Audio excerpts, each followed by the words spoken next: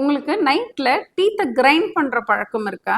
அந்த பழக்கம் இருந்தா இந்த வீடியோவை ஃபுல்லா பாருங்க. இதே மாதிரி ஹேபிட்ஸ் இருக்கிற உங்க ஃப்ரெண்ட்ஸ் அண்ட் ரிலேட்டிவ்ஸ்க்கு இந்த வீடியோவை கண்டிப்பா ஷேர் பண்ணுங்க. இந்த மாதிரி சின்ன சின்ன டென்டல் டிப்ஸ் தெரிஞ்சுக்க எங்க பேஜை ஃபாலோ பண்ணிக்கோங்க. Hi, I am doctor Anandhi, periodontist and implantologist, Apollo dental clinic, Karuvampalayam, Tiruppur. Teeth கிரைண்டிங்கிறது ஒரு சாதாரண ஹேபிட்னு இக்னோர் பண்ணிடாதீங்க.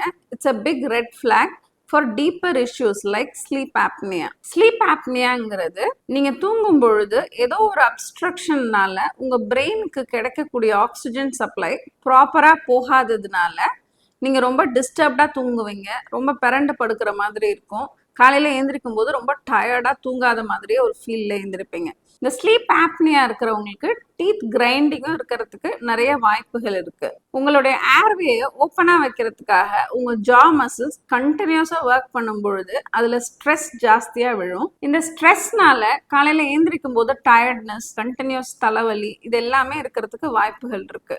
இதை மற்ற டாக்டர்ஸை விட டென்டிஸ்ட் ஈஸியா டிடெக்ட் பண்ணிடுவாங்க. எதனாலன்னு பார்த்தீங்கன்னா, ஓரல் கேவிட்டியில் இதுக்கான சைன்ஸ் அண்ட் சிம்டம்ஸ் நிறையவே இருக்கும். உங்கள் பற்களில் நிறைய ஃப்ராக்சர் லைன்ஸ் தெரியலாம், உங்கள் பல் ரொம்ப தேய்மானமாக இருக்கலாம், இல்லை உங்கள் ஜா மசில்ஸ் ரொம்ப ஸ்டிஃபாக இருக்கிறதுக்கான வாய்ப்புகள் இருக்குது. இதெல்லாம் பார்க்கும் பொழுதே டாக்டர் ஈஸியாக டிடெக்ட் பண்ணிடுவாங்க உங்களுக்கு ஸ்லீப் ஆப்னியா இருக்கா இல்லையான்னு. ஏர்லியாக டிடெக்ட் பண்ணும்போது டீத் கிரைண்டிங் ஹேபிட்ஸையும் நீங்கள் அவாய்ட் பண்ணிக்கலாம். பெட்டர் குவாலிட்டி ஆஃப் ஸ்லீப் உங்களுக்கு கிடைக்கும். அதனால உங்களோட ஓவரால் ஹெல்த் பெட்டராக ஆகும். ஸோ இந்த ஹேபிட்ஸ் இருந்தால் visitors at Apollo dental clinic, Karuvampalayam, Tiruppur.